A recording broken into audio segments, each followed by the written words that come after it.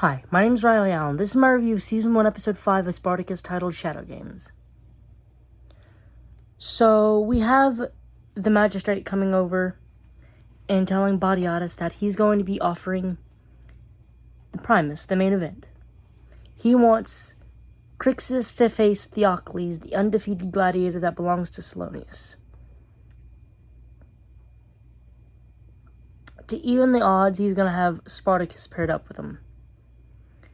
And Batiatus, not wanting to go in debt, is, of course, agreed. There's kind of several plot lines. I'll just stick to one plot line and then explain the others. Note that I'm not explaining the episode in order, and I'm probably I'll just explain the plot lines. So, Crixus and Spartacus are being trained by Oenomaus to work as a team, which they don't really do, and they can't really get it through their heads that they need to work as a team, which pisses Oenomaus off, because he knows that's the only way they're going to survive, because Oenomaus, is the only man to walk into the arena with Theocles and be dragged out alive.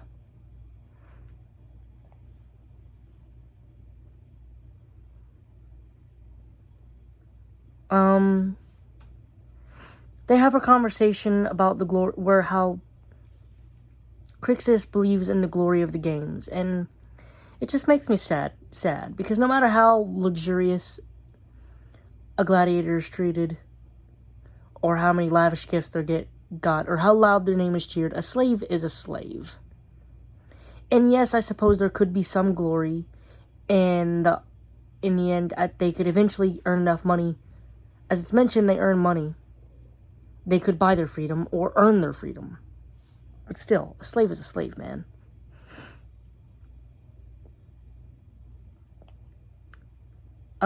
So Alithia comes over and is thirsting over Crixus, which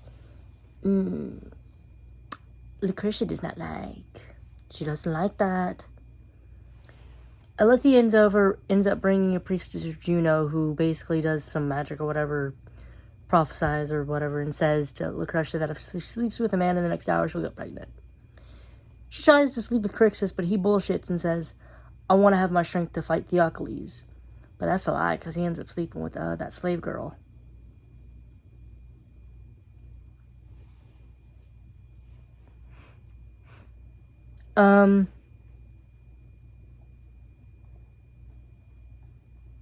So Barca and Asher team up and find the slaver, trader who sold the slaves to, tried to kill Batiatus. He tracks it to Ovidius, I think, who's that dude who Batiatus owes money to, and he has Barca kill him. Well, he tells Barca to burn the house down and kill the man's son, which is just like, oh man, so sad. Poor kid. Batiatus is played by a wonderful actor who has this charisma to the point where you kind of forget that this guy's a slaving piece of shit. Then he does something like this, and you're like, oh yeah, he's a slaving piece of shit.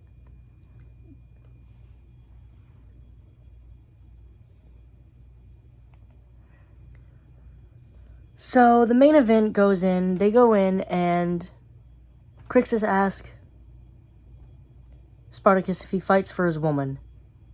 And then he basically tells Spartacus that maybe there is more to the games than glory. They initially team up and work together and manage to seemingly defeat Theocles, only for this man to pull pull up and proceed to and fight him. Crixus says, man, we tried that team up bullshit, it didn't work. It did, it just, Theocles is Theocles. He ends up damn near mortally killing Crixus, but Crixus is like, oh yeah, shit, and ends up helping Spartacus by blinding Theocles with his helmet in the sun, reflecting the sun, which allowing Spartacus to kill Theocles. And the rain starts, which, of course, is going to give Spartacus the nickname the Rainbringer or some shit like that. I also loved how Oenomaus kind of had some PTSD. Like, he was talking to Crixus and Spartacus and telling them, like, the chances of going up against Theocles and winning is very low. You could have the gods themselves come and back you, and you still could lose. Like, he's how... Honestly, when I was... After that speech, I was kind of thinking, alright, man, you gotta This man is freaking Thanos. Had to assemble the Dream Team Avengers just to kick his ass.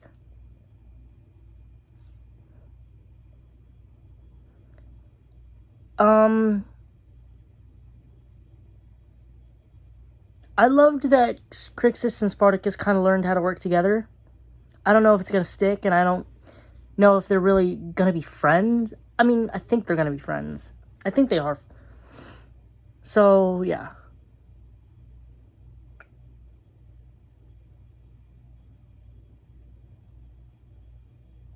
I loved the actor of Bariatus. He is so good in this. As I mentioned, you forget that he's a slaving piece of shit until he does something, and you're like, oh yeah, he's a slaving piece of shit. I'm also interested to see where Lucretia and Alithia's storyline goes. I forgot how it goes.